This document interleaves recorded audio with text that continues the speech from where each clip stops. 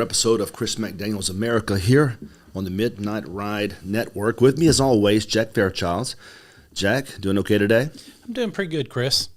Well, look, a lot to talk about today, and I know that we're going to be live streaming while this is occurring. So we'll do our best to address the questions, I suppose, after the show. I'm not sure there'll be many Q&A or questions that take place during the show, but certainly we appreciate you being here, and we appreciate the patience you're having with us as this show grows. Thank you for your support. It's been a tremendous experience so far. You know, over the last few weeks, in many ways, there's been some real introspection from my perspective. As you know, I practiced law for a living. I was also a senator for 16 years, and I've been balancing all of the things that I did for 16 years with watching my oldest son grow and develop into a great, or at least in my mind, a great baseball player. 17 years old, that's where he is right now, which puts me in a unique position of having been in politics for 16 of those 17 years. In fact, when I first ran, he was in a baby seat, helping me campaign. I remember. And I take that very seriously. And part of the thing that has concerned me lately, and I'm going to be working through this with a number of episodes, is, I miss so much. I miss so much of his young life. And there are regrets that exist as the result of that. I just want to be clear about that. Do I feel like that God had me in politics for a reason? Absolutely. Did I fight as hard as I could for 16 years to do whatever I could to hold the conservative line? Yeah, absolutely. The question I have to decide as we go through these shows and just looking back on the past is, was it worth it? When you think about family, when you think about the pain that goes through the separation of not being there all the time. I love that boy more than you can imagine. I love my youngest son more than you can imagine. And when you're living away from home, the way I had to live away from home, that was a tough thing to do from time to time. I hope he understands now, and this is part of the reason I talk about this, I hope he understands now just how much I love him and just why it was I fought as hard as I could for as long as I did, because I really held out hope that maybe we could turn things around. I'm not suggesting we can't turn things around. I'm suggesting that it was a heck of a sacrifice to go through that while he was sitting at home waiting for his daddy to be there. I want you to know, son, I love you more than anything, and despite what happens, you will always be number one. And I am your biggest fan in baseball, and I hope you do wonderfully, but also recognize that these are just temporary phases in our lives. Whether it's politics, whether it's baseball, whether it's the practice of law, we still look for things that are permanent. And things that are permanent still matter and still should matter to us. We don't expect each other to be perfect citizens, but we expect to at least be tethered and founded in something. And about a week and a half ago, he gave his life to Christ. He was baptized, and I'm really, really happy about that. So whether or not you ever get another home run or whether or not you ever sign a college scholarship, you've made the right call, and you should have no regrets about that. As to my regrets, those are things I have to work on. And one of these days, I hope you look at me and tell me it's okay, because I think it was. I believe that it will be, and I have a lot of faith that you can make it right for others if I was unable to. I have a lot of faith in that. Now, you may think, why so much about the kids today? Why am I talking about kids today? There's a reason for that, because we do have a generation of kids like my son, that are struggling to emerge and rise in a generation that doesn't share his value system. Mm-hmm. A generation that isn't founded in things that he believes are positive. A generation, frankly, that seems incredibly confused about its direction. Look, the whole country's confused right now. Yeah. But Generation Z, above all, seems to be the most confused. I don't think I'm out alone there. No, I don't think you are at all. I think you're onto something. And so I worry about him as he enters college here in a couple of years as to how that's going to impact his life. You see, what's happened as conservatives, we've lost, in many instances, the cultural war because we lost the cultural influencers. You say, who is that? Well, Hollywood. Hollywood won. Professors, universities, colleges. We've lost all of those epicenters of thought. There's one thought process in those schools now, and if you don't toe that line, you're not welcome. Don't kid yourselves. But moreover, we've lost the news organizations. And so my son is growing up in an age where I want to help mold him, to prepare him for what's occurring. And it looks very dire out there, to say the least. One of the primary reasons it's dire, and has been for a long time, is the mainstream press. Let's not kid ourselves. Shows like this exist because the mainstream press has failed us time and time and time again. It continues to fail us. There's a reason nobody trusts it. There's a reason nobody wants to watch it. It's because we don't believe in them anymore. We've lost the ability to trust them anymore. Was it Cronkite that was the most trusted man in America? It was. Well, name one now. I can't. Name one now. I can't. And it's gotten so absurd as when you go to MSNBC or CNN or even on the other side of the equation, Fox News, it's difficult to kind of fit these stories together because these are polar, opposite news organizations. I was under the impression for years that news was news and facts were facts. Mm-hmm. That's not the case anymore. News is distorted, and facts are what they claim the facts are. It goes back to an earlier episode we had about facts versus perception. And there really is no truth, the philosopher argued. It's all perception. Well, tell that to CNN because it's all perception. Now, here's the rough part about that. Because we've lost the cultural influence in society, that is the universities and the schools, and now the press, right? Where does that leave our kids? Here's where it leaves them. It leaves them with a press, based on this most current data that I have, that only 3.4%, let that number sink in, only 3.4% of journalists in this country identify as Republican. Wow. That is a gross underestimation. It's a gross underrepresentation, I should say. Yeah. Only 3.4% really claim they're Republican. Well, if you look at the country on a whole, about 27% of the population says they're Republican. So for whatever reason, we're really underrepresented in these newsrooms. Yes, we are. Well, can't you tell? If you flip the TV on, everything has an angle. Now, the Democrats, on the other hand, 36% of journalists self-identify proudly as Democrats. I think it's higher than that. It's much higher. I think it's higher than that because I can't find in Mississippi a journalist, with the exception of the Leader Call and Gelman Mark and those guys, that actually is a Republican-leaning publication. Can you? No, it doesn't exist, Chris. So when you're running for office or your kids are being raised, you have to fight not only the facts, which can be tough in their own right, but the perception. And the news perception is driven by the left because they control the journalist. Now, you think, how absurd is that? Well, let's think through it now. Just a few days ago, there were these Palestinian protesters that began to take over college campuses. And on one side of the equation, the way it's being reported, these are like freedom fighters. Yes. Right? These guys are relitigating the civil rights cases from the 1960s. These people are standing for rights. It's a one-sided calculation, a one-sided story. On the other side, if you boycott, the boycotters, that is, if you're a counter-protester, they try to find a way to pigeonhole you, to put you into a place, to make you appear less savvy, less intelligent, less reputable, less rational. And that's what they did at Ole Miss over the last few days. Now, it was bad enough watching Columbia. It was bad enough watching these Ivy League schools, go completely erratic over these protesters. It was interesting, though, the way they wrote about the story at Ole Miss. I've seen the videos. I have, too. All right, so here's basically what happened. There was a small pro-Hamas. Very small. I probably shouldn't say it that way. There's a small pro-Hamas, pro-Palestinian protest at Ole Miss up in Oxford in Mississippi. Wasn't much to it, but it was met with a fairly large counter-protest. Yep. Now, that is the give and take of a university campus. If you're going to be on a university campus, you have to be able to confront ideas. Some of those ideas are going to be make you unhappy. Some are going to frighten you. But the whole point of an educational process is to confront ideas. So you have these two ideas confronting one another on the campus. And it turned, I think it was mostly peaceful. I saw the security guards that were there. The police was there. They seemed to separate the groups pretty effectively.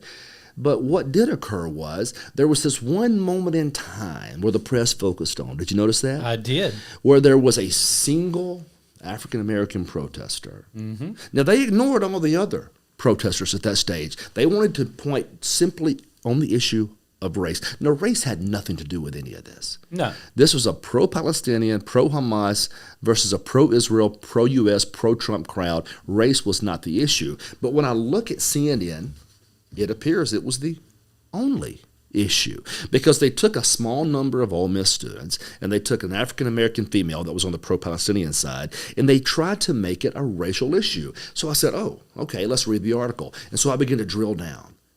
And the press gave this one-sided report. It looked like there was some bad shenanigans on the act of some of the Ole Miss students. But then what really got my attention was the data the press used to justify what they considered to be a racist affront.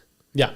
And one of the stats they used is that despite the fact Mississippi is 36% African American, only about 13% of the students at Ole Miss are African American. And you remember that's what liberals do. They say, here's a chart, look at chart A versus chart B, and if those numbers don't perfectly coincide, there must be racism. So I said, okay, well, I wonder what Mississippi State's numbers are. Roughly the same. Yeah, that's what I was And then I said, okay, what about Yale University? Only 6% African-American women at Yale. But nobody's talking about them. What being about racist. Harvard? About 11% in Harvard. The point is that it was commensurate with the rest of the country. Yeah. It was commensurate. And there's a reason for that.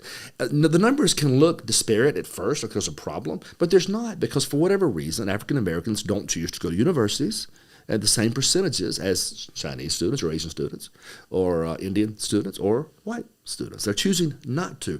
That's not evidence of racism. It's evidence of choices being made for whatever reason.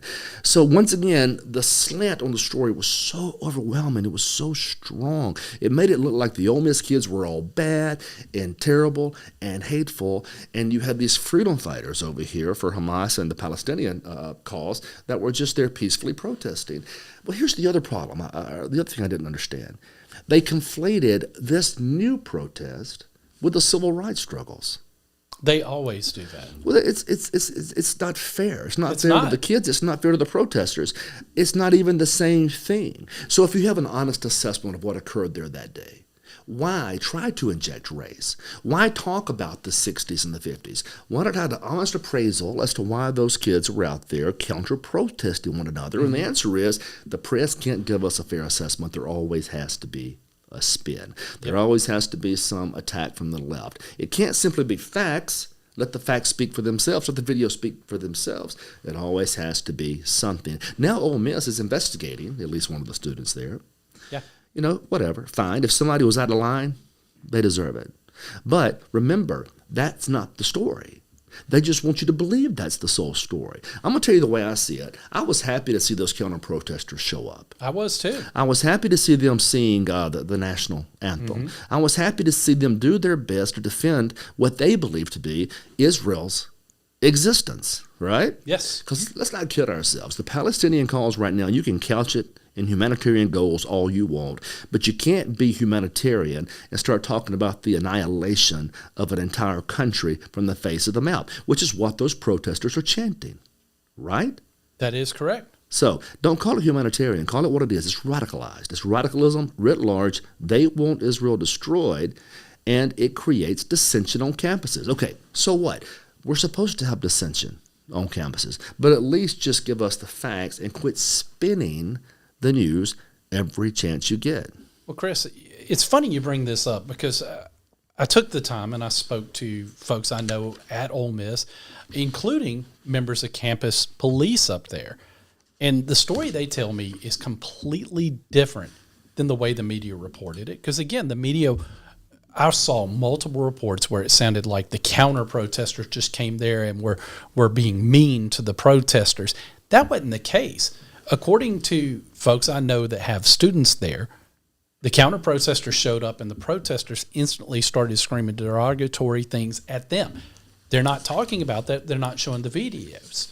The campus police individual that I spoke to, he said he was there and said, no, it started off, the protester scream. You may have had a couple of knuckleheads scream something back, but for the most part, it remained the way it needed to be. They had a good presence, but that's not what the media's reporting. Well, look, I don't think it's fair to the civil rights activists and the folks that struggle to bring equal rights to this country I don't think it's fair to conflate what occurred there a few days ago with what they did in the 50s and 60s. It's not even. You know, first of all, they were fighting for American values. They were fighting for American citizens. They were fighting for the right of all people to have equal protection. Yes. That's not what was occurring there a few days ago.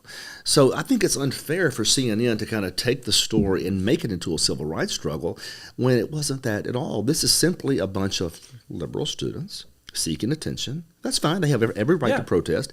But if they're met with counter-protest, they have commercially every right to be there as well. So the point of all this is you got to find the truth somewhere in their perception. And that's the fight we're having. That's what I'm concerned about with my son. Here's another example. Conservative thought on campuses. Where is it? I mean, let's not kid ourselves. There's a young Republican club out there somewhere. There's a libertarian club out there somewhere. But in the professors, in the realm of the PhDs, in the realm of people that are teaching and molding these young minds, where are the conservatives? And their answer is they're not conservatives. They're not being hired.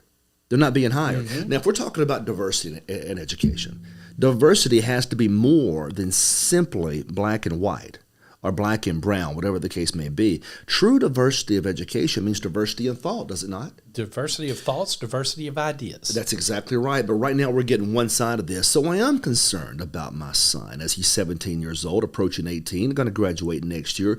Where does he go and how does he do it? And what will he be faced with being there? Here's something else I'm concerned about. If he's in that marketplace of ideas, which really isn't a marketplace anymore. It's a highway of one-sided liberal ideas. But if he's there and he does choose to speak out, will there be punishment?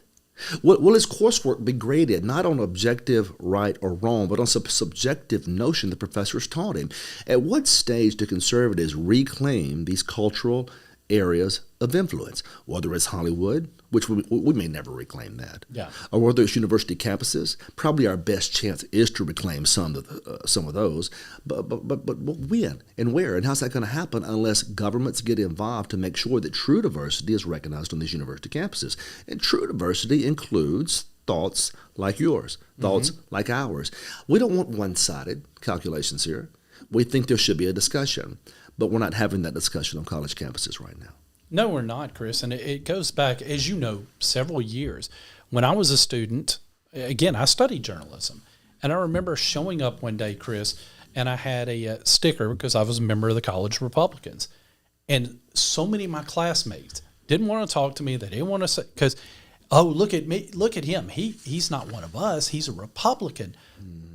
They didn't want to admit that they were dyed-in-the-wool Democrats. They just would refer to themselves as liberals. But the fact that they instantly tried to put me in a box and throw me outside of them merely because I was admitting my preference there when it comes to political allegiance. Well, there are some schools that appear to be holding the line in some respects. There's one called Adrian College. Now, I'm not familiar where Adrian College is, but I'm going to find out. Because their president, his name is Jeffrey, looks like Docking. Basically, he has invited Riley Gaines to be the commencement speaker. Now, Riley Gaines, as you know, was the young lady who basically refused to compete against a man in a swimming competition. Yes. And yes, it was a man. Biologically speaking, it was a man. He may self-identify as whatever he wants to self-identify as, but realistically, he was a biological man. And so she's been very outspoken about female sports and about why it is that transgender athletes, that is men, should not be competed against women. And wouldn't you know, he invites her to come speak, and all hell breaks loose. Because they don't want differences of opinions there at this university. And this president actually handled it the right way. He said, students should be challenged. Yes. They should be challenged. Now, this is what I'm talking about. This is true diversity of thought, not just socialist mindset nonsense, but true diversity of thought. We're going to let this young lady come speak there, share her viewpoints, inspire the crowd, whatever it takes, and he's actually defending that. This is the way it used to be. Now, will there be protesters there? Yeah. Will they yell and scream? Okay. Fine, don't disrupt the service, but you can yell and scream all you want. The key here is diversity of thought, and that means you're going to have protesters, counter-protesters, but at least let the girl speak. Just because she happens to be a conservative doesn't mean she's not welcome there. So it's not just in these universities and colleges. It's all over Facebook. And I don't know why it is, because I'm really tired of talking about this transgender issue, but this seems to be where they're pushing the hardest. And it's insane because this is such a ridiculous topic. And the fact that this is the main thing, Chris, that they are focused on. I agree with you, because it seems like every other week there's another absurd story involving this. And it's further proof, like I said last week, we're living in the dumbest timeline. Well, look, I don't even understand, frankly, why this is the field of battle they choose to embark on every single week. I don't think it's us. I think it's them. I posted a meme a few days ago online, and I post memes all the time. I think most of us do. It's a common thing. I may not be as hip as some of you, but I can still post memes, right? Now, one of the meme I had was Tom Hanks, and he was laying in bed, and he's got this weird look on his face like he's just contemplating. And what it says, here's the meme language, not mine, the meme language. It says, me in bed in the morning, trying to summon the courage to face another day in an Orwellian clown world where my memes were fact-checked by people who believe that men can get pregnant. I thought it was funny. It is funny. I thought it was funny. Well, then here comes the left. And I'm going to start sharing some of these comments. In fact, I think we should talk to the producers of this show and maybe find a way to talk about the dumbest social media post of the day. I'm in. I am in. I think it'll be a fun one to do because Lord knows I get enough of those every single day. I've got a pretty big page here. Mm-hmm. A whole bunch of people come by, about half of which probably really want to hurt me. And they say some really dumb things. Well, here's one. Here's the first comment under that. I won't use his name just yet, but if I had a graphic that I could place on the screen, I might just out this guy, right? His name is Mike. No, I'm not going to say his last name. His first argument was trans men can get pregnant if they have functioning reproductive organs. That's a heck of an if. Yeah. What does that even mean? Let's look at that again. He says trans men can get pregnant if they have functioning reproductive organs. I don't know where he went to school, but those with functioning reproductive organs are a woman. Or at least from that side of the equation. Yeah. Anyone that can get pregnant through their functioning reproductive organs are women by definition. Yes. But this is where it gets weird. Because if we're conservatives and we say, wait a second, that doesn't sound scientifically correct, I think you might be wrong. All of a sudden, we're the bad guys? You're a bigot. All right, it gets better. It gets better. So he goes on. He says that only you idiots believe there are people. Anyway, I can't read the rest of this. What these people are trying to argue is that we take the scientific term that's been established for as long as any of us can remember and invert it, twist it, change it, reshape it because they want to. Yeah. I'm not willing to go down that route. I'm just not. Now, I've told you before, as strange as this may sound, if you're a grown adult human being and you want to transition, it's your body. Yeah. I mean, I don't get it. I'll never fully understand it. But if you're an adult. But now, that doesn't include children. No, it should right? never. But the point is that if we even stand to say, wait a second, think through that biologically speaking, immediately we're ostracized. That's the way college campuses are right now. If you stand up and say, whoa, wait a second, maybe there's not systemic racism. Oh, wait a second, maybe it's not as bad as you think it is. What happens immediately? You're shouted down. Mm-hmm. And so in an area where you should be celebrating this marketplace of ideas, there is no marketplace of ideas. One-sided approach. I do think, though, that one of these days we should make it a point to talk about the social media post of the day. Another one under that same thread, clearly a liberal. Oh, poor baby. Use the doll to show us where they hurt you. That's such a weak comeback that they use constantly. And here's the other one that gets my attention. I thought politicians worked for all the people instead of dividing them and demeaning the ones you disagree with. So you can change the very definition of biology and the word sex. And if I disagree, I'm not working for all the people. You're dividing them. I thought the division was when you changed the definition. That's what made me divided. And why is it okay for them to get to hold the standard, but I can't be offended? Wait, here's one that's really nice. It said, dude, you know, you've got too much time on your hands. It's probably accurate. And it said, don't you have better things to do like passing legislation? Well, honestly, no. I think this took me half a second. I can post a meme in roughly half a second. Then I can go back to doing whatever I was doing. So the thing is though, it's so intolerant. Mm-hmm. There's that word. Maybe we can use it. Yeah. I think we should use it. They've become so intolerant over the years, and I think I know why. Generation Z, I'm talking to you right now because I'm trying to understand why so many of you believe that corporal punishment should be criminalized. I'm not talking about the death penalty now. I'm talking about spanking. Now, in fairness, I wish that had met my mom a few years ago and stopped this madness I had to deal with my entire life. But I'm one of those parents that believes that spanking can be a good disciplinary tool. I happen to represent just barely the majority in that regard there, but there's a strong headwind seeking to change that. I guess the question is, these Generation Zs, how were they raised and what kind of discipline did they have in the households? Because there doesn't seem to be much structure. I'm not suggesting, people spank kids erratically or wrongly or cause real harm, but I am suggesting it can be a reasonable form of punishment. There's some data here showing that for whatever reason, that's changing. Now, this data comes from Great Britain, but it says that 12% of the population there says it should be criminalized. That's a pretty high number if you ask me. Only 35% says it probably should not be. Probably should not be. So there's equivocation there. Yeah. Now, when you were growing up, your parents spank you from time to time? Yeah. Yeah. Is that why you're a conservative, or does that explain some of your bad actions? Tell me how that affected you. It probably made me understand that there are consequences to doing the wrong thing. I mean, in all honesty, as much as a kid, I hated it, as all kids do. It made me understand that if I act out, if I don't do the right things, there's going to be a punishment in the end of the day. So it helped me understand the straight path. Structure, limitations. Now, my mom will probably watch this show, and she's probably going to be embarrassed that I say this, but I was raised in a household that if it was in her reach, it could be used as a weapon against me. I think I was too. I've been hit with hairbrushes, water hoses, right? Switches, you name it, belts. Now, what I do remember about that more than anything else, though, is that it did provide a sense of structure, but it also, in some strange way, provided a sense of love, because she would always, or my dad would always tell me afterwards that, listen, this is why we did this, and we did it because we love you. And I don't harbor any hard feelings against him for that.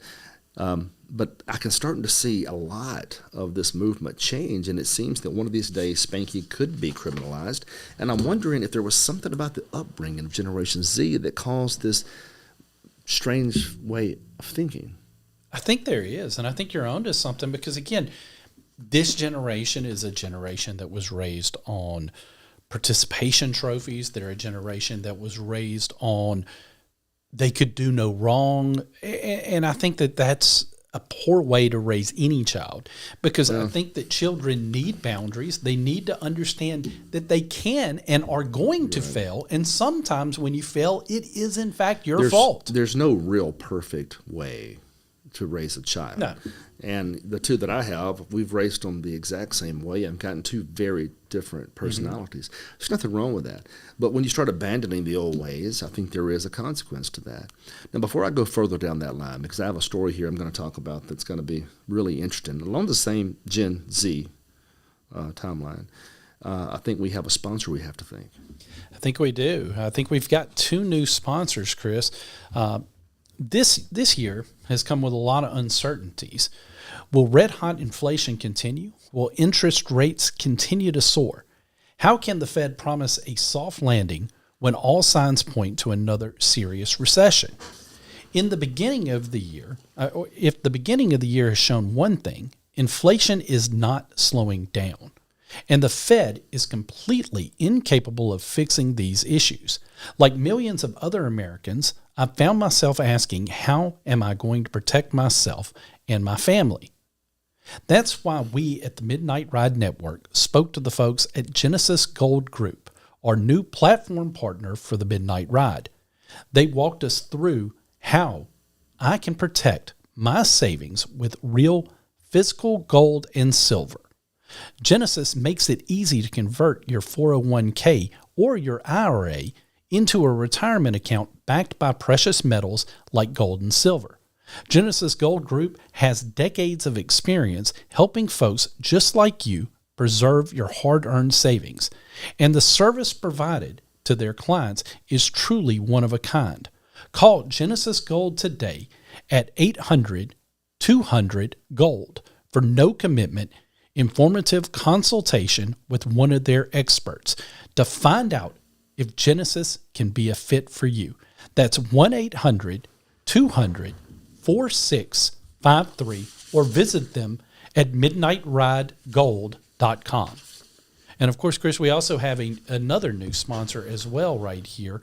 And let me read this one for you as well. It said, and when it comes to protecting you and your family's future, I'm excited to share with you another one of the Midnight Ride's new sponsors, Prepper Beef.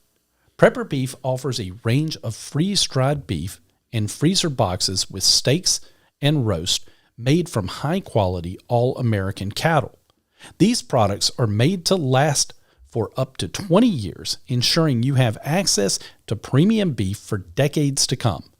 By supporting Prepper Beef, you're not just buying beef, you're supporting American ranchers' values and your family. Join us in our mission to eat well today and eat well tomorrow. Visit midnightridebeef.com and stock up for your future. Sounds fabulous. I appreciate that. Absolutely.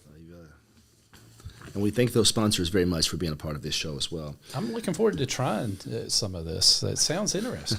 I think it'd be great. Now, going back to Generation Z just for a moment. We all saw the protest at the University of Columbia. Yes. Okay. This next headline kind of encapsulates the whole concern I've got with Generation Z right now. Yeah, I think I know where you're going. And this is, again, another reason I'm concerned about my son, who is going to be approaching these universities at some point in the next 2 years. Now, these are law students at the University of Columbia University. Mm-hmm. And these law students are really upset because they had to witness these Columbia protesters. And they saw them getting arrested, and they saw them getting upset. And so they're really upset now. And these are older students, and they're saying now that they want to cancel their exams this year, and they all deserve passing grades. That sounds like a scam. It's not. Well, take it to the left. This is how they see the world. So there's this. These are not just typically students. These are people in law school. They're older. They're supposed to be more experienced. They're supposed to have thicker skin. And they were so traumatized by the fact that the police moved in to stop the protest. They want to cancel exams this year, and each of them be given a passing grade just because. Just because. And we wonder what's going on in this world. Same vein, I'm not picking on Gen Z. I'm trying to understand Gen Z today because it's not all of them. Look, we need to be clear about this. There's a lot of good people out there that are part of this generation, but there's also a lot of strangeness happening, and I'm trying to get to the bottom of it. Here's an article that says that men now don't want to work. And sure enough, for the first time in a long, long time, we see that men as a whole are declining in their workforce participation rate. They're just not working. A lot of theories about why that is. Some say that men are trying to find other ways to make a living. I'm not sure what that looks like, but they're not even trying to enter the job market. Others are claiming there's something else in play. Maybe it's they're embarrassed, they're not reporting, they are trying to live off the government, which seems to be a plausible explanation. But then they interviewed a guy, and he pointed out that he just didn't like to work. Why didn't he like to work? Because he says the job isn't fulfilling. He doesn't feel like he should have to work at a job that he doesn't feel suits his way of living. Now, here's the thing about that. I want to talk to you the way I talk to my son about this. You cannot go to a university, incur $120,000 in debt, studying 16th century women's art, and expect to get a high-paying job. You can still go and do that if you wish. But when you get out and you think you're going to find a job in that area, in that arena, and make a large sum of money, you're probably not, which means it's a hobby now. That's what you've done. You've established yourself a very educated hobby. That's fair. And there's nothing in the world wrong with that, but you still have to make a living. You can't fall back on the taxpayers simply because you think you're too good to work at Walmart. You are not too good. You have to find a job. This goes to show a change in thought. Now, again, this is anecdotal. I wasn't there, but there's a cool movie out there called Cinderella Man. Have you seen that about the boxer? I have. It's been a few years, but I've seen it. All right. Well, this boxer in the first turn of the 1900s, he's suffering in the Great Depression. They turn his family's electricity off. Things are bad. He can't find a job. Sure enough, he goes down to the dole, goes down to the welfare office, and they give him some help. Okay? He gets the help. He's ashamed. He's ashamed he had to go down there. And the second he got back on his feet, he goes back down to the office and he pays them back. There's a mindset there. Yeah. These kids are being taught that if you can't do something you love, don't do it. Let the government pay for it. Yeah. How's that fair to us? How's that fair to anybody else? When they should be taught, find something productive. You can still have fun with your hobby on the side. Nobody's saying you can't do that. But it's not the government's place to care for you cradle to grave. And we wonder why it is they support big government programs. This is a classic example as to why they support big government programs. Because ultimately, they want to share the burden of their laziness or their irresponsibility with the rest of society. And that's what we're witnessing here. So we know that men, for whatever reason, aren't working. And it appears a large percentage just don't want to work.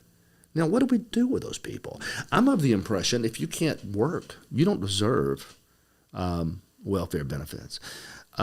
Look, here's the way to look at it. I'm going to step on some toes right now. None of us would abolish the social safety net.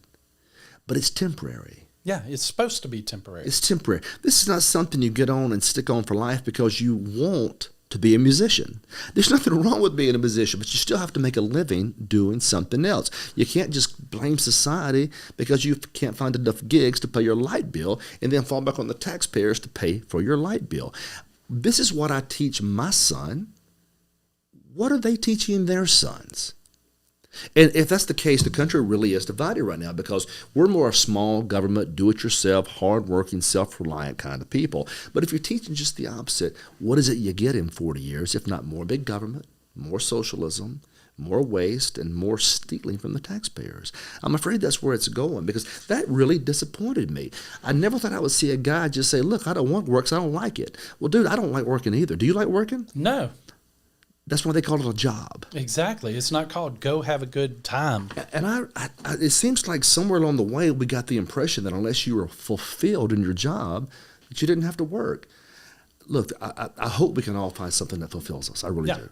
But that's not the test. The test is, can you be productive, make money for your family, and pay your bills and take care of things? That's the test. I don't know how we lost track of that over the last 40 or 50 years. Well, here's the other point, too. If you're not fulfilled with your job and you feel like you need to do something else, then that's fine. Go find something else. But the answer is not to just sit down and say, well, I'm not going to work. The answer is not to sit there and just accept handouts from the government.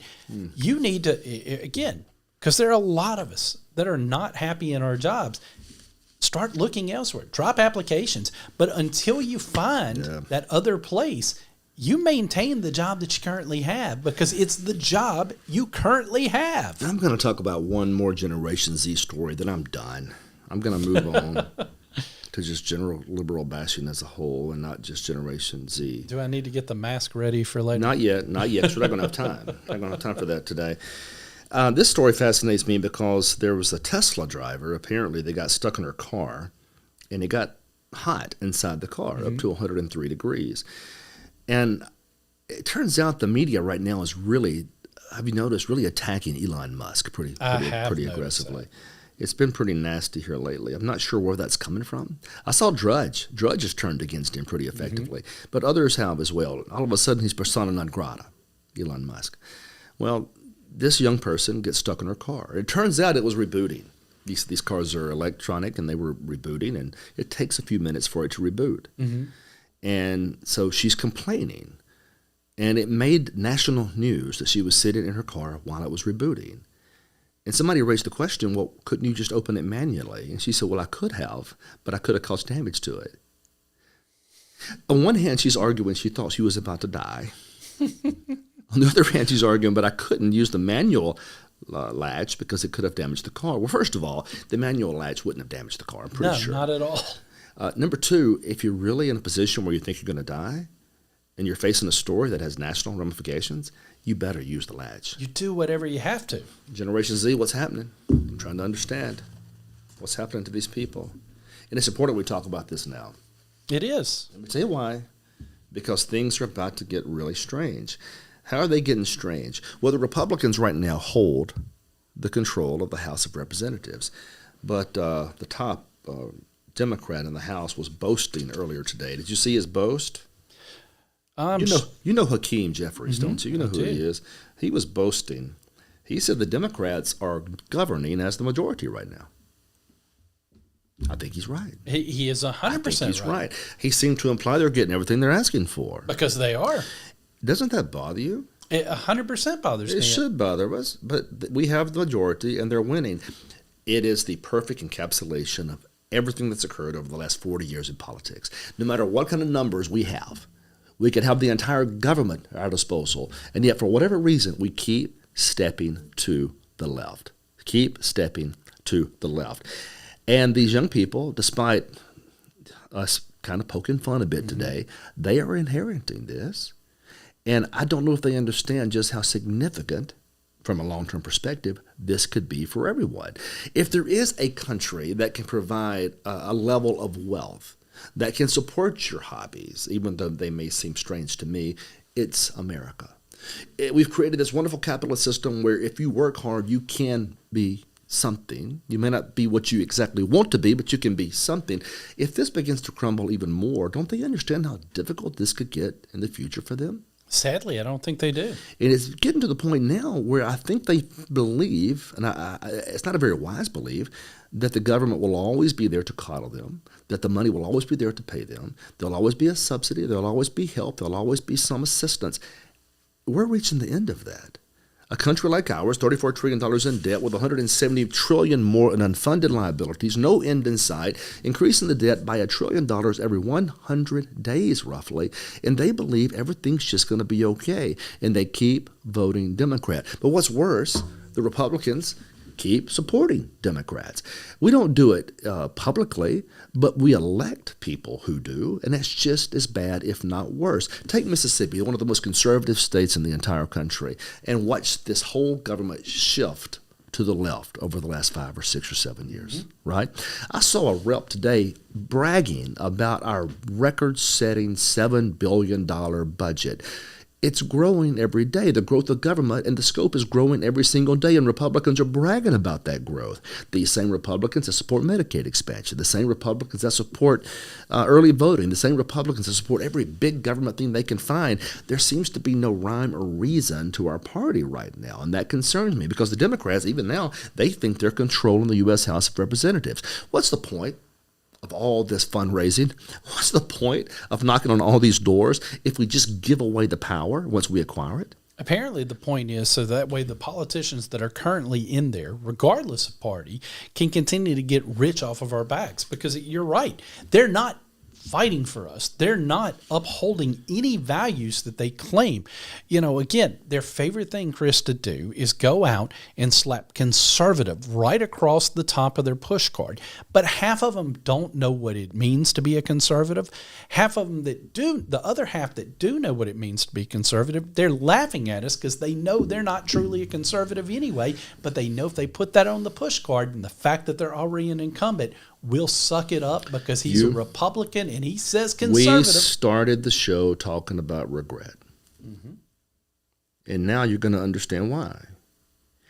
No matter how much we fought, no matter how hard we worked, no matter what sacrifices we made, no matter how far or long it was I was away from my children, nothing changed.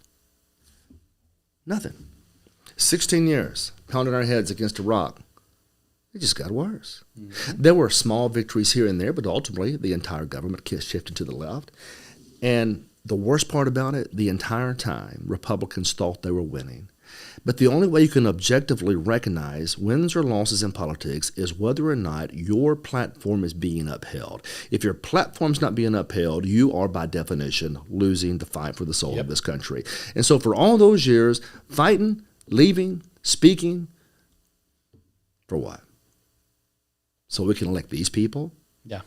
These posers, these game players, these pretenders? That's what's happened. And for the life of me, I don't understand why people can't recognize that and wake up. You said it best. It doesn't matter how hard you fight, what you pass, what speeches you give, the blood you lay on the line. Whoever raises the most money is going to win the dadgum race. Yep. Because they're going to get all the postcards and all the push cards and all the commercials, and they're going to throw it out there, and they're going to defame you.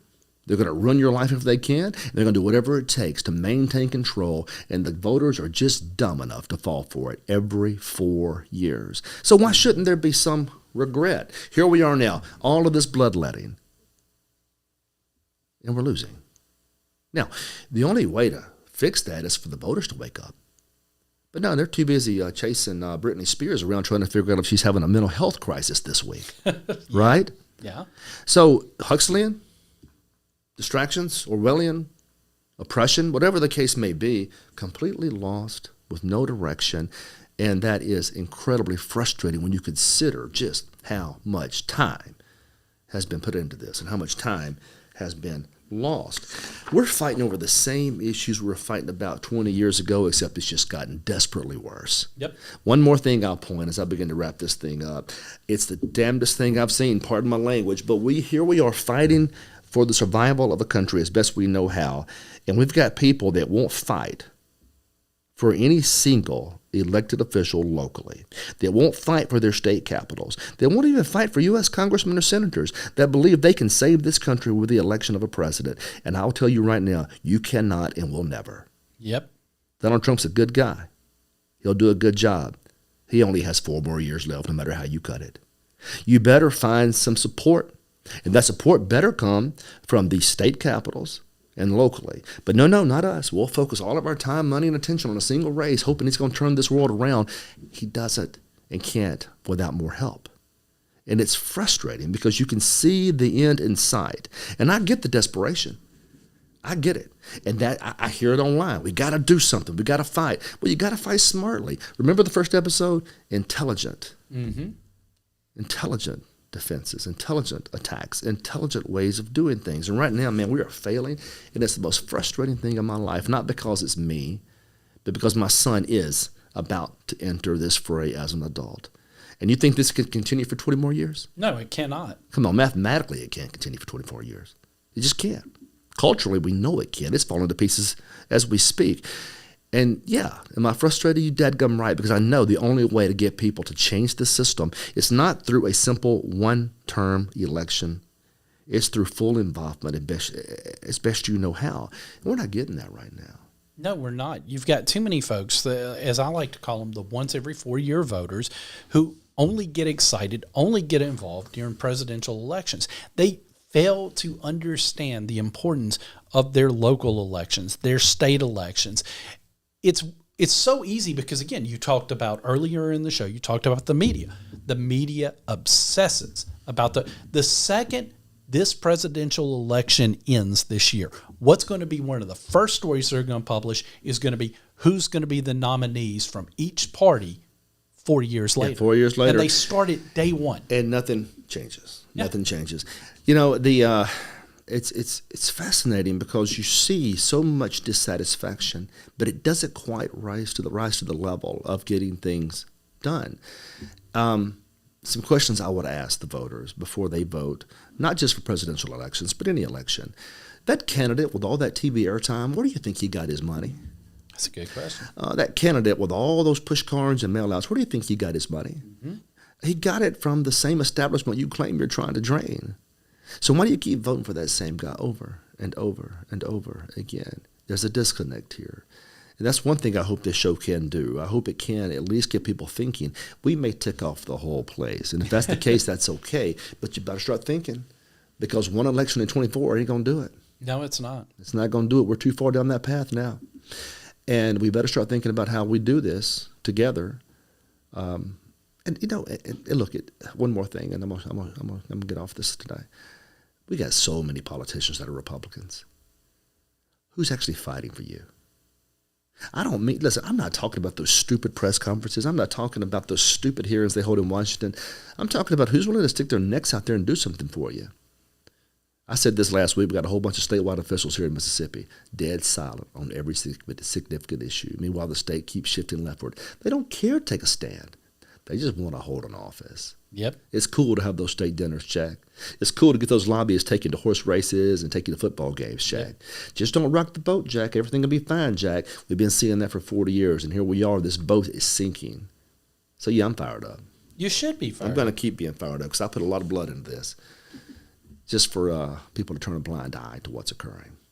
Well, Chris, I know that you put in a lot of fight. You were one of the fighters, and sadly, you were outnumbered, and you were outnumbered within your own party because, and not that some of these folks aren't good people, just because they don't have the desire to step out. They're so scared of losing that position.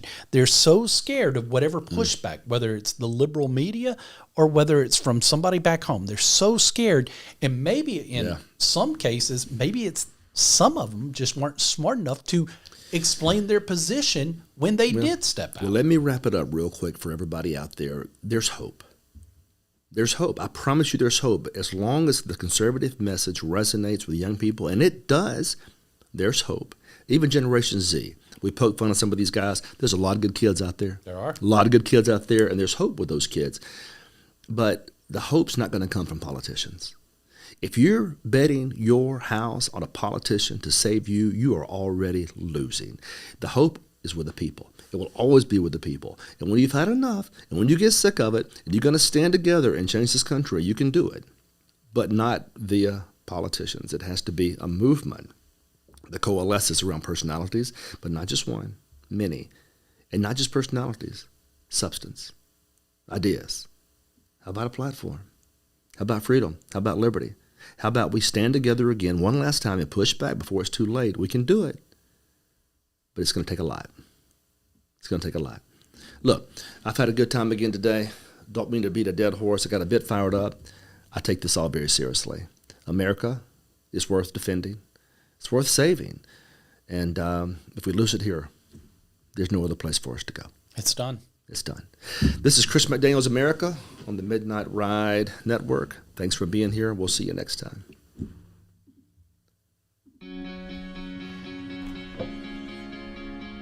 Looks like you've been sleeping well. Megan, he's back. The My Pillow guy. And you're looking good. Still feeling good. Well, just when you thought it couldn't get any better, we've got the best pillow ever, My Pillow 2.0. Wow, it's so soft and smooth. It's cool to the touch. How did you do that? Well, we took My Pillow's patented fill and combined it with this new technology that we didn't have back then when I invented My Pillow to bring you the best pillow in history, My Pillow 2.0. Just like all of you, I never imagined that My Pillow could get any better. That's why I haven't changed it in nearly 20 years. Then I heard about a revolutionary new technology, and I knew I had to bring it to you all. My Pillow 2.0 is truly the next generation of My Pillow. The My Pillow 2.0 is cooler and softer than the last My Pillow. It is so comfortable to sleep on at night. I look forward to going to bed, and I wake up well rested in the morning. Sleep is all about temperature and height. My Pillow 2.0's patented adjustable fill is going to give you the exact individual support you need from your head to your bed. And now here's where it gets even better. We've all experienced those temperature-related sleep interruptions where you get too hot, you toss and turn, you flip your pillow over to the cool side. Well, all that's gone with my brand new My Pillow 2.0 cooling fabric that's made with temperature-regulating thread. The best sleep just got even better. Whether you have a MyPillow or not, you need to get the brand new MyPillow 2.0. Call or go to MyPillow.com now. Use your promo code, and for a limited time when you buy one, you'll get a second one absolutely free. You're sleeping even better. And cooler, too. And you're looking good. Feeling good. I knew you would. Visit MyPillow.com.